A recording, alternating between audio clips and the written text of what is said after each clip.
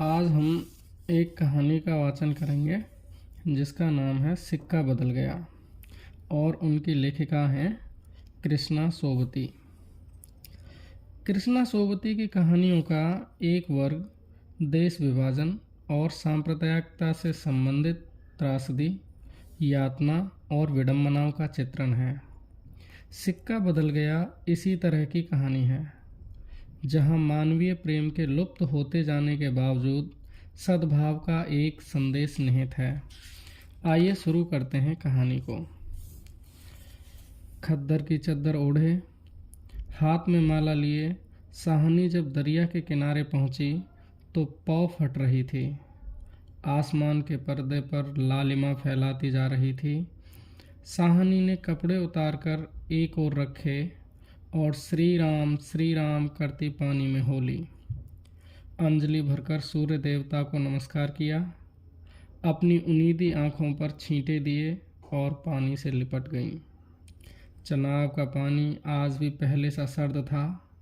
लहरें लहरों को चूम रही थीं। सामने कश्मीर की पहाड़ियों से बर्फ पिघल रही थी।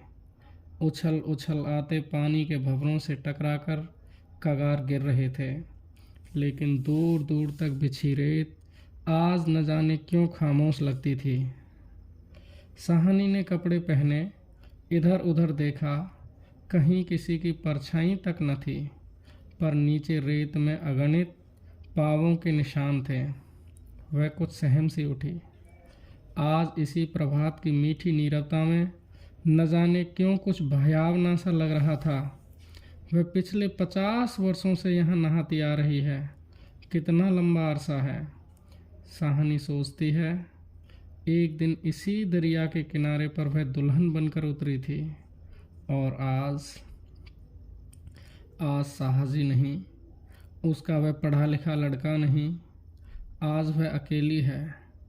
साहसी की लंबी चौड़ी हवेली में अकेली है, पर नहीं, यह क्या सोच रही है।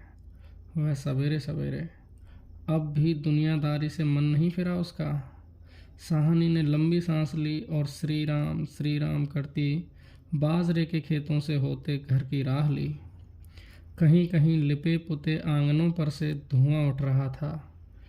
टन टन बैलों की घंटियां बज उठती हैं। फिर भी कुछ कुछ बंधा सा लग रहा है। साहनी ने नज़र उठाई। यह मीलों फैले खेत अपने ही हैं। भरी भराई नई फसल को देखकर साहनी किसी अचानक के मोह में भीग गई। यह सब साहनी की बरकतें हैं।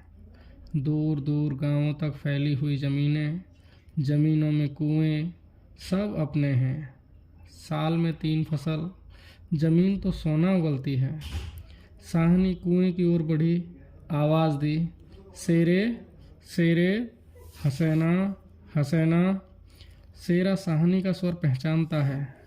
वह न पहचानेगा। अपनी माँ जैना के मरने के बाद वह साहनी के पास ही पलकर बड़ा हुआ है। उसने पास गणा सा सटाले के ढेर के नीचे सरका दिया। हाथ में हुक्का पकड़कर बोला, ए हसैना, सैना। साहनी की आवाज़ उसे कैसे हिला गई है। अभी तो वह सोच रहा था कि उस साहनी को ऊंची हवेली की अंधेरी कोठरी में पड़ी सोने चांदी की संदूकचियाँ उठाकर कि तभी शेरे गुस्से से भर गया। किस पर निकाले अपना क्रोध। साहनी पर चीख कर बोला, ए मर गई हैं, रब तैनू मौत दे। हसैना आटे वाली कनाली एक और रख जल्दी जल्दी बाहर निकल आई। ए आई यहाँ, क्यों छावेले तड़पना है। अब तक साहनी नज़दीक पहुंच चुकी थी। शेरे की तेजी सुन चुकी थी। प्यार से बोली, हसैना, यह वक्त लड़ने का है। वह पागल है। तू ही जिगरा कर लिया कर। जिगरा, हसैना ने मान भरे स्वर में कहा। साहनी, लड़का आखिर लड़का ही है। कभी शेरे से भी पूछा है कि मुंह अंधेरे क्यों गालियां बरसाई हैं इसने। साहनी ने लाड़ से हसैना की पीठ पर हाथ फेरा। हंसकर बोली, पगली, मुझे तो लड़के से अधिक बहू प्यारी है।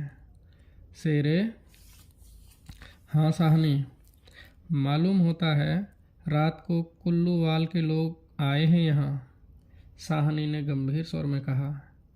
शेरे ने जरा रुककर घबरा कर कहा, नहीं साहनी। शेरे के उत्तर को अनसुनी कर साहनी जरा चिंतित स्वर में बोली, जो कुछ भी हो रहा है अच्छा नहीं। शेरे, आज साहजी होते तो शायद कुछ बीच बचाव करते, पर साहनी कहते कहते रुक गई। आज क्या हो रहा है? साहनी को लगा जैसे जी भर भर आ रहा है। साहजी को बिछड़े कई साल बीत गए, पर आज कुछ पिघल रहा है। शायद पिछली स्मृतियाँ। आंसुओं के रोकने के प्रयत्न में उसने हसैना की ओर देखा और हल्के से हंस पड़ी। और शेरा सोच ही रहा था, क्या कह रही है साहनी आज? आज साहजी क्या, कोई भी कुछ नहीं कर सकता।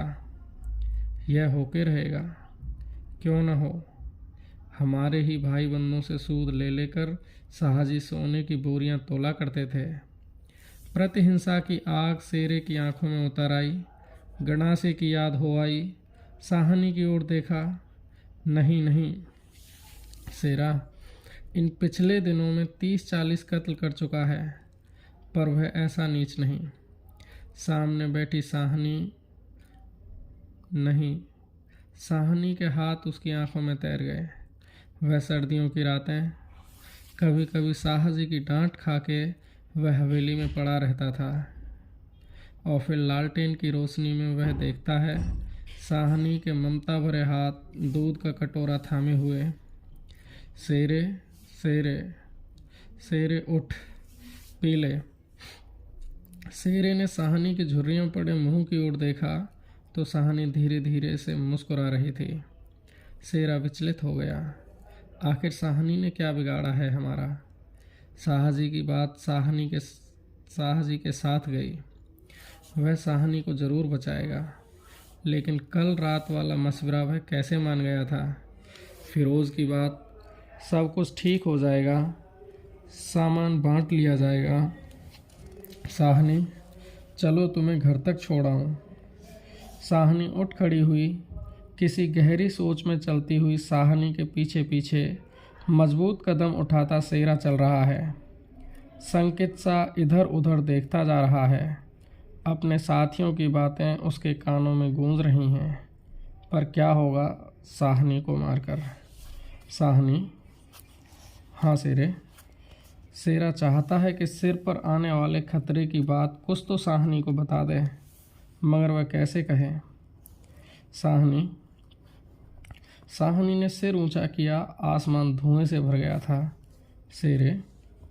शेरा जानता है यह आग है। जबलपुर में आज आग लगनी थी, लग गई। साहनी कुछ न कह सकी। उसके नाते रिश्ते सब वहीं हैं। हवेली आ गई। साहनी ने शून्य मन से ड्योढ़ी में कदम रखा। शेरा कब लौट गया उसे कुछ पता नहीं। दुर्बल सी देह और अकेली, बिना किसी सहारे के न जाने कब तक वहीं पड़ी रही। दोपहर आई और चली गई। हवेली खुली पड़ी है। आज साहनी नहीं उठ पा रही है, जैसे उसका अधिकार आज स्वयं ही उससे छूट रहा है। साहजी के घर की मालकिन, लेकिन नहीं, आज मोह नहीं हट रहा है, मानो पत्थर हो गई हो। पड़े पड़े शाम हो गई, पर उठने की बात फिर भी नहीं सोच पा रही। अचानक रसूली की आवाज़ सुनकर चौंक उठी। साहनी, साहनी, सुनो, ट्रकें आती हैं लेने। ट्रकें? साहनी इसके सिवाय और कुछ न कह सकी। हाथों ने एक दूसरे को थाम लिया। बात की बात में खबर गांव भर में फैल गई। बीवी ने अपने विकृत कंठ से कहा, साहनी, आज तक कभी ऐसा न हुआ, न कभी सुना। गजब हो गया, अंधेर पड़ गया। साहनी मूर्तिवत वहीं खड़ी रही। नवाब बीवी ने स्नेह सनी उदासी से कहा, साहनी, हमने कभी न सोचा था। साहनी क्या कहे कि उसी ने ऐसा कब सोचा था। नीचे से पटवारी बेगू और जेलदार की बातचीत सुनाई दी। साहनी समझी कि वक्त आ पहुंचा। मशीन की तरह नीचे उतरी, पर ड्योढ़ी न लांघ सकी। किसी गहरी, बहुत गहरी आवाज़ से पूछा, कौन है वहाँ? कौन नहीं है आज वहाँ? सारा गांव है जो इसके इशारे पर नाचता था। कभी उसकी असमियाँ हैं जिन्हें उसने अपने नाते रिश्तों से कभी कम नहीं समझा। लेकिन नहीं, आज उसका कोई नहीं। आज वह अकेली है। यह भीड़ की भीड़, उनमें कुल्लूवाल के जाट, वह क्या सुबह ही न समझा गई थी? बेगू पटवारी और मस्जिद के मुल्ला इस्माइल ने न जाने क्या सोचा। साहनी के निकट आ खड़े हुए। बेगू आज साहनी की ओर देख नहीं पा रहा। धीरे से गला साफ करते हुए कहा, साहनी, रब नू यही मंजूर सी। साहनी के कदम डोल गए, चक्कर आया और दीवार के साथ लग गई। इसी दिन के लिए छोड़ गए थे साहजी उसे। बेजान सी साहनी की ओर देखकर बेगू सोच रहा है, क्या गुजर रही है साहनी पर। मगर क्या हो सकता है, सिक्का बदल गया है। साहनी का घर से निकलना छोटी सी बात नहीं। गांव का गांव खड़ा है। हवेली के दरवाजे से लेकर उस दारे तक जिसे साहनी ने अपने पुत्र की शादी में बनवा दिया था, तब से लेकर आज तक सब फैसले, सब मशवरे यहीं होते रहे हैं। इस बड़ी हवेली को लूट लेने की बात भी यहीं सोची गई थी। यह नहीं कि साहनी कुछ न जानती हो, वह जानकर भी अनजान बनी रही। उसने कभी बैर नहीं जाना, किसी का बुरा नहीं किया, लेकिन बूढ़ी साहनी यह नहीं जानती कि सिक्का बदल गया है। देर हो रही थी। दाऊद खान जरा अकड़ कर आगे आया और ड्योढ़ी पर खड़ी निर्जीव छाया को देखकर ठिठक गया। वह साहनी है जिसके साहजी उसके लिए दरिया किनारे खेमे लगवा दिया करते थे।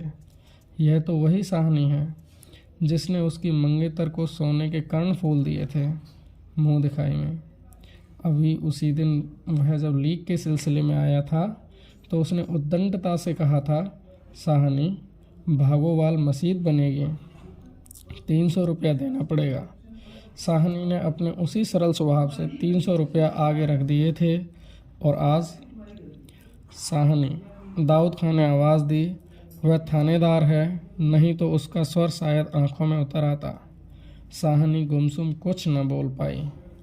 साहनी ड्योढ़ी के निकट जाकर बोला, देर हो रही है। साहनी धीरे से, कुछ साथ रखना हो तो रख लो।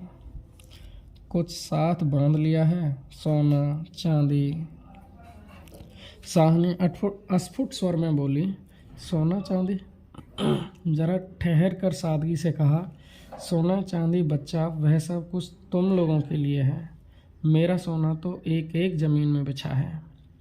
दाऊद खान लज्जित सा हो गया। साहनी, तुम अकेली हो,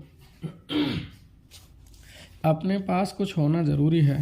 कुछ नकदी ही रख लो, वक्त का कुछ पता नहीं। वक्त? साहनी अपनी गीली आंखों से हंस पड़ी। दाऊद खान, इससे अच्छा वक्त देखने के लिए क्या मैं जिंदा रहूँगी? किसी गहरी वेदना और तिरस्कार से कह दिया साहनी ने। दाऊद खान निरुत्तर है, साहस कर बोला, साहनी, कुछ नकदी ज़रूरी है। नहीं बच्चा, मुझे इस घर से। साहनी का गला रुन गया। नकदी प्यारी नहीं, यहाँ की नकदी यहीं रहेगी।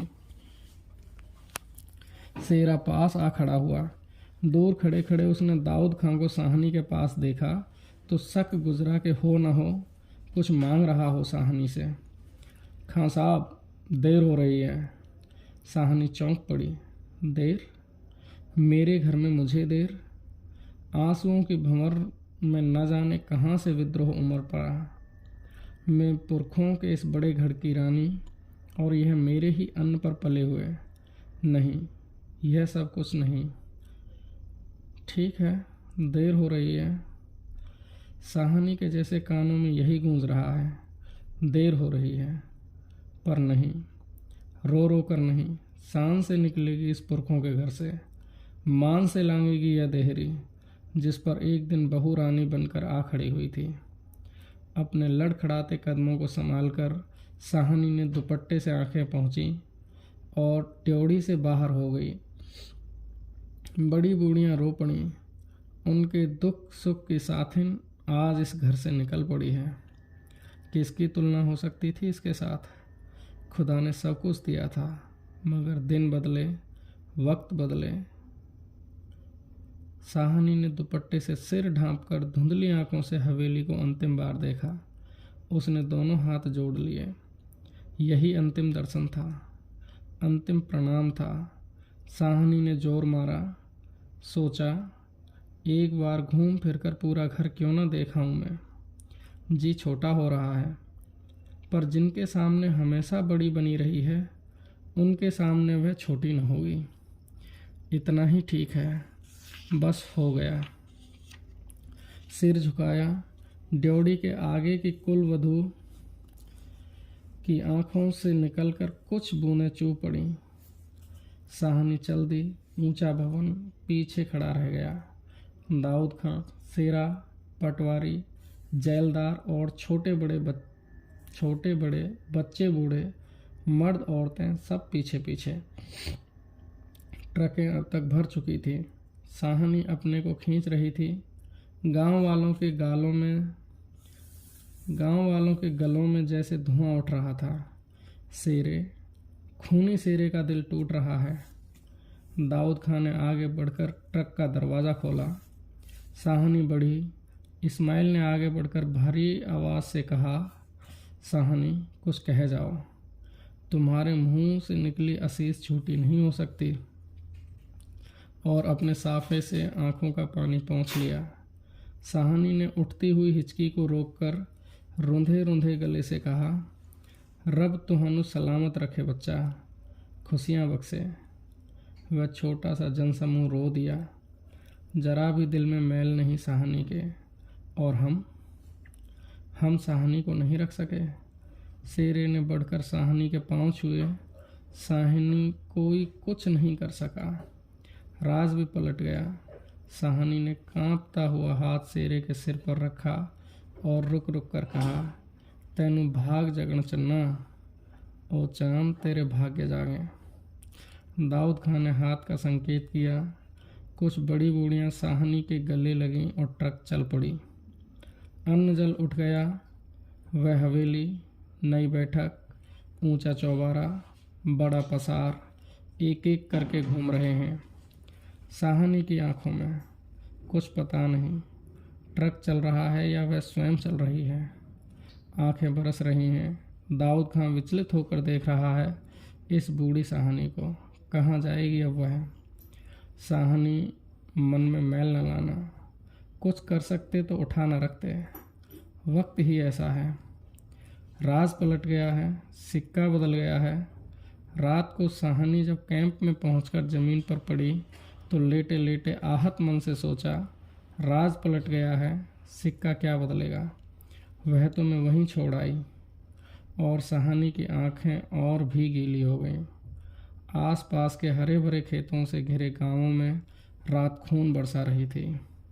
शायद राज भी पलटा खा रहा था और सिक्का बदल रहा था। कहानी यहीं समाप्त होती है। भारत पाकिस्तान विभाजन की विभीषिका पर आधारित यह कहानी आपको कैसी लगी ज़रूर बताएं। धन्यवाद।